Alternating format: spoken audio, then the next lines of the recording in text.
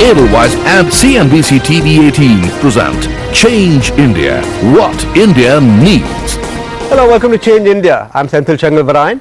The budget perhaps fell short of stretched expectations, but you could argue that the budget is not the only platform for government action. So in the next half hour, while we will delve a bit on the hits and misses in the budget, we have an expert panel that will discuss what should be the agenda for the government beyond Budget 2014. We could have no one better again than Mr. Rashesh Shah, Chairman and CEO of the Edelweiss Financial Services Group, Mr. Keval Handa, former Managing Director of Pfizer India, joining me here in the studios, and joining us from our Ahmedabad studio is Mr. Feroz Khambata, Chairman of Rasna Private Limited. Gentlemen, thank you so much for joining us today. Before I get to you, let's listen to some other voices on Budget 2014. Considering the shortage of time, I think he's done a good job. He has made number of clarifications. He's not gone overboard on anything. He has talked about fiscal prudence. He's talked about inflation control. He's emphasized housing in a big way, infrastructure, manufacturing. He's taken care of some of these issues which were there. I think on the negative, I would say that he's taken a cautious approach. There is no big bang in anything. There is nothing revolutionary. He has still maintained the 51% limit for Indian companies, for banks, for defense sector. My quick take on the budget, it ticks all the boxes, and more importantly to me, it shows a willingness to listen to what are the challenges and state that I have listened, we the government have listened, and we will act in due course.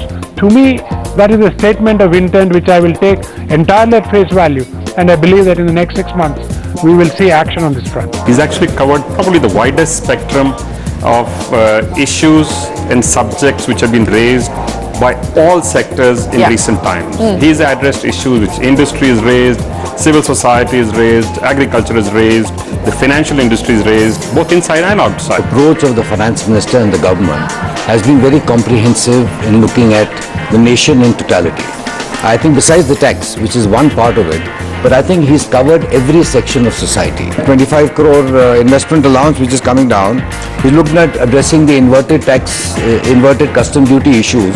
He's looked at the excise duty which he brought down on many food processing and many other industrial areas. We are actually happy. It's not a one-time big bang approach. Well, if I go across to Ahmedabad, and let's get Mr. Feroz Khambata in on this discussion. Feroz, if the objective of the budget was to get confidence back, has he succeeded in doing that? Yeah, he has done it. If you ask me, from the very fact that we are seeing more interest of the PE players in India, we are seeing more interest of the FII players in India. People believe that we wanted stability, they wanted confidence, and I believe what he has done is he did in Gujarat.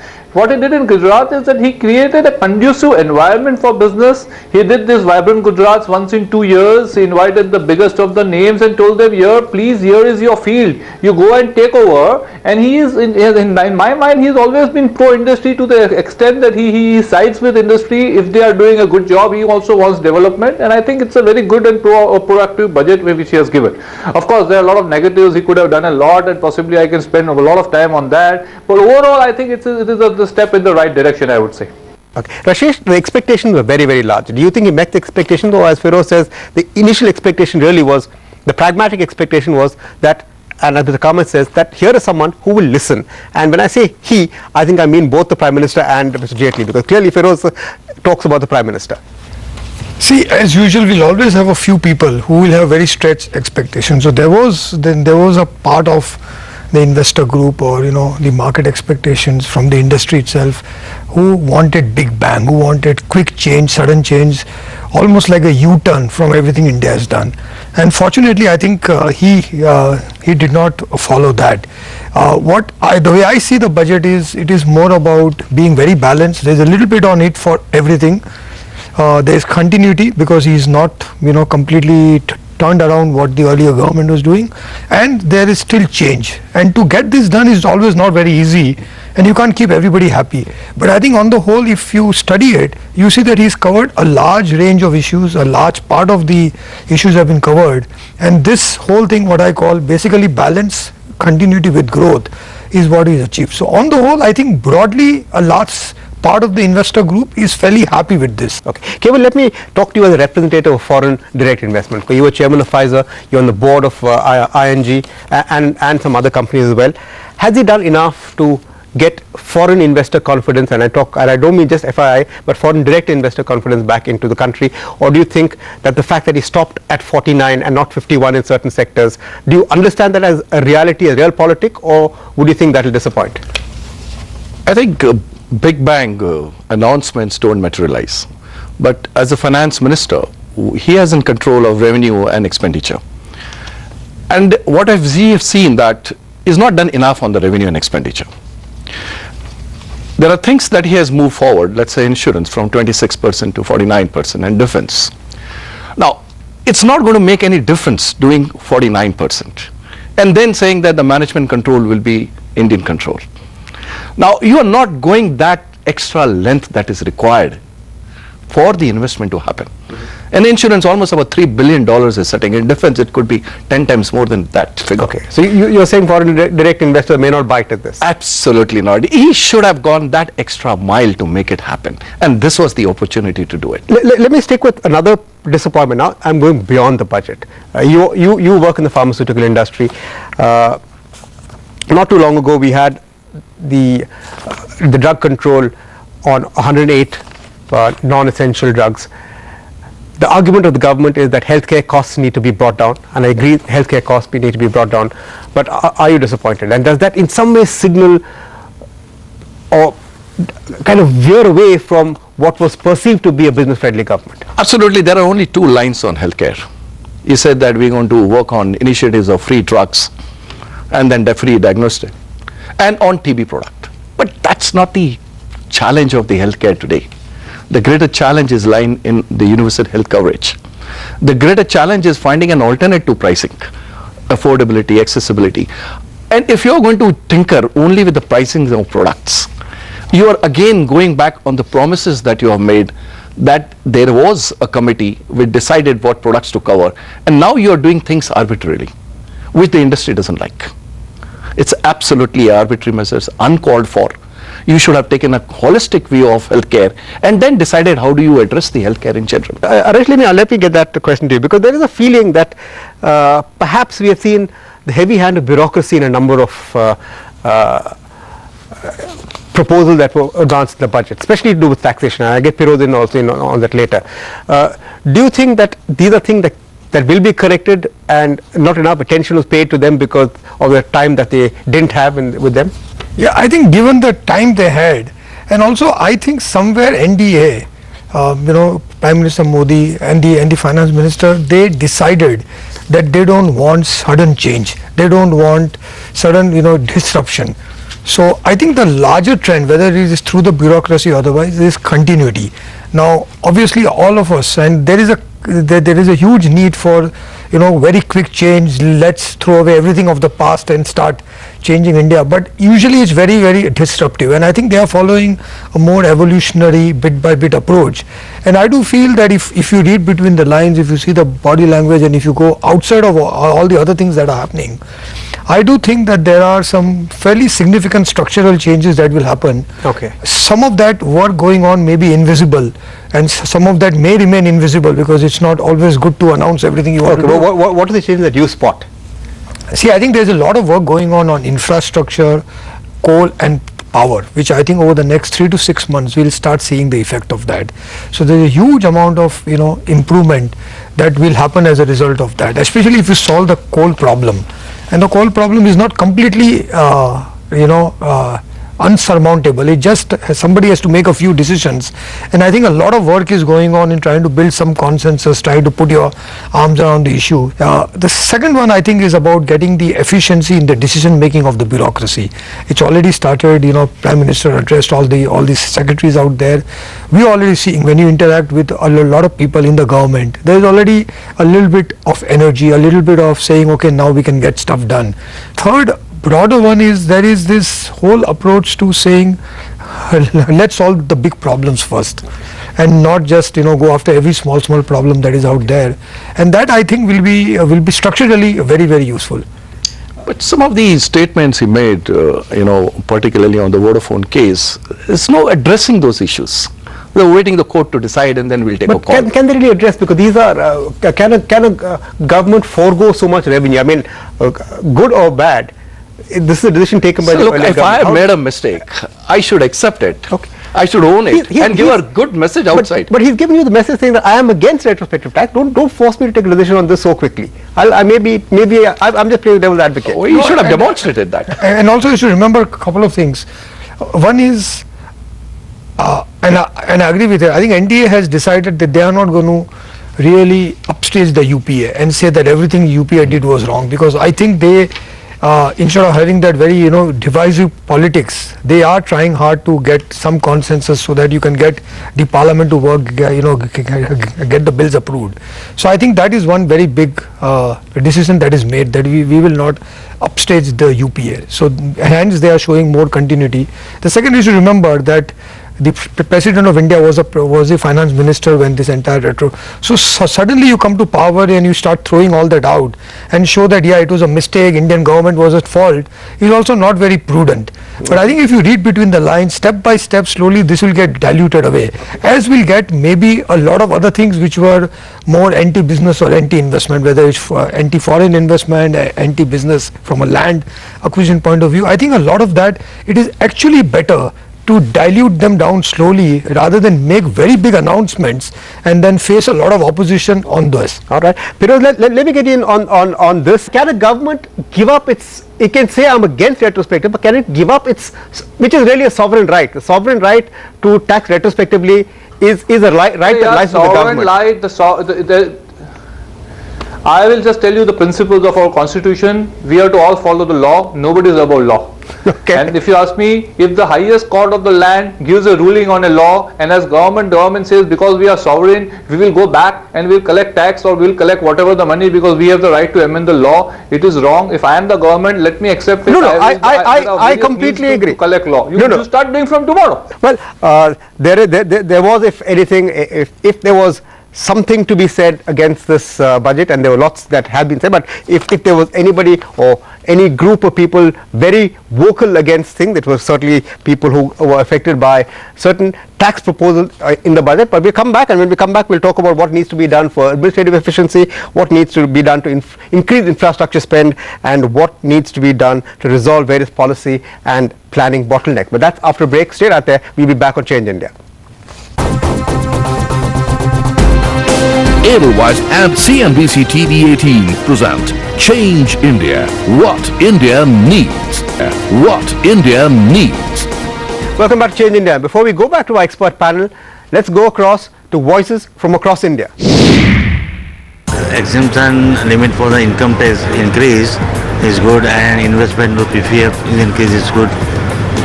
It's good for the common man. Just in 45 days of taking over as government, they have given absolutely mind-boggling budget, and it is very good for the market, very good for the investor. I feel the budget is very good. It is very good for the common man, and even for those who had taken the home loans, they had given the benefit. Each and every sector of the economy has been touched, has been protected, has been relieved, maybe by way of reducing excise duties, by way of reducing custom duties, as well as FDI in certain sectors has been made 49%. I think we have begun well with a commitment, with a promise that 8.5 months in February 2015, we will come back, revisit that radical, rational, big bang of the budget. Okay, so that's India saying they're happy with the intent of the budget. We could of course argue about what is contained in the fine print. So since you're calling this beyond budget 2014 cable, what would you now like to see him doing? I think we're running out of time, so let me get that. I thought there were two areas that he should have addressed it. Now, GST is one area. He could have kick-started GST by reducing CST to 1%. By harmonizing and aligning all the central tax, the excise duties, the custom duties to be part of the GST. That he has missed out a great opportunity. And he could have given an assurance that all the states would be guaranteed for their loss of income. If that would have happened, the GST would have really kicked off. GST is not kicked off. Still there is an uncertainty. Now you look at the entire subsidiary, 2,55,000 crores of subsidiary. You know what is the leakages happening in the food. You know what is the leakages happening in Manegra. You know what is the leakages happening in the oil sector. Not at all addressed. Except for Manegra, he says that it will be on productive. Okay. It will. Now they could have made it partial cash transfer. Okay, but don't you think the fact that he has agreed, or the government has agreed to not completely discard the UID, in fact has increased budgetary allocation for that, could be a precursor to DBT, direct cash transfers, to be used later? I guess this is a great opportunity to say that. To announce it. Okay. To say that we are going to do this. We are going to do a partial transfer, or we are going to issue food stamps. That has been done globally, and it's nothing that you're going to invent. On direct beneficiary transfers, you would have wanted something more to be stated. Absolutely, and that would have really built up the confidence of the Modi government in saying this is the budget which is addressing major issues of inefficiency. Okay. Firoz, if I can come to you, what would you like to see him doing? I would like to talk on 2-3 things. Sure. One is still, I believe the CSR business is very important, because I think industry has come forward and accepted the CSR bill, and I always believe that even without the bill, there are industries who are doing some best jobs, like the best schools in Ahmedabad are owned by private sector, the best education institutes are owned by private sector, the best hospitals. So I believe this whole idea of having a 2% mandatory tax spending is good, but then to say it won't be allowed as deduction, I was not expecting. So I would expect that deduction should be allowed, and on the contrary, they should give a higher tax exemption. Like for example, in ATG now there is a 50% tax exemption to trusts and foundations and charity institutions. They should give a 100% exemption, and this 2% also should be allowed. So to that extent, I would want, let government help us partner with them, and let us give full tax exemptions to this. This is what I believe. Second, as a way forward, I believe the food processing industry is actually the most important industry today in India, because it affects the rural areas. Because if this industry develops, the agriculture develops, and as I always say, the Bangalore's and the Punas have developed because of the IT industry. If you want the villages to develop, we need to develop food processing. And agri and food processing are part of the same coin. Now, no government has understood it. Food processing is treated as a luxury industry. It is taxed highly. The interest rates are like other industry. I believe it is wrong, because actually when we are processing food, we should not be taxed, because actually we are saving fruit from getting perishable. Okay. Like today also there are so many fruits and didn't he touch upon that? He spoke about special infrastructure sector for agri infrastructure. He set up an agri infrastructure fund. He spoke about public-private partnership in setting up warehousing and other infrastructure for. He spoke about setting up agriculture universities. So he did spend a lot of time on all of this. What if I tell you food processing is not understood as infrastructure in the first place? Okay. The definition of food processing does not include infrastructure. So actually speaking, that's what I was trying to explain. That food processing should be treated as infrastructure. Food processing should be treated as one part of the agriculture coin only, because like for example, if you are giving tax benefits for storage, you give tax benefits for even processing, because actually processing is better than storage, because we are adding value and we are saving the crop from getting bad. You see, when the prices of crops go up, today in middle class homes, people buy frozen peas, they buy corn, they buy packed tomato sauces, they buy tep puris. The food process industry is responsible enough that our prices are not increased as much as the fresh product prices have increased. Okay. So I think food processing industry should be treated as infrastructure. It should be treated as the same point of agriculture, and this is some very big thing which probably we would like to see in the days to come. I definitely believe. Firoz, I can just add there. Actually, the processing industry, some of it is under sector reservation for SSI. Okay. Now, if you want to think big, you need to remove that. And put this on the priority list, which was not done. Okay, Firoz and Kaival, I think we must remember what Mr. Kamath said right at the beginning. This is a government that appears to be wanting to listen, so perhaps they'll listen to all of this. Rashid, last word. What would you like to see him doing? I think the most important one, and there are hundreds of things they need to do, but I would think the most important is to get infrastructure in place. And as I spoke earlier, I think coal and power, they're getting it.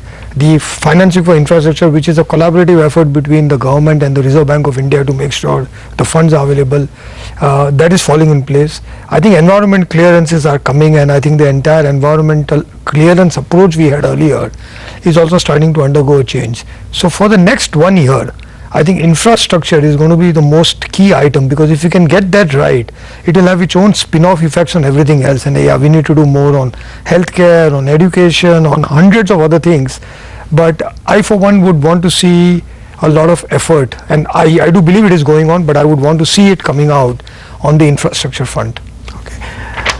Rashesh, Cable, Firoz, thank you so much for joining us. We'll be back with more Change India. Keep watching CNBC TV 18.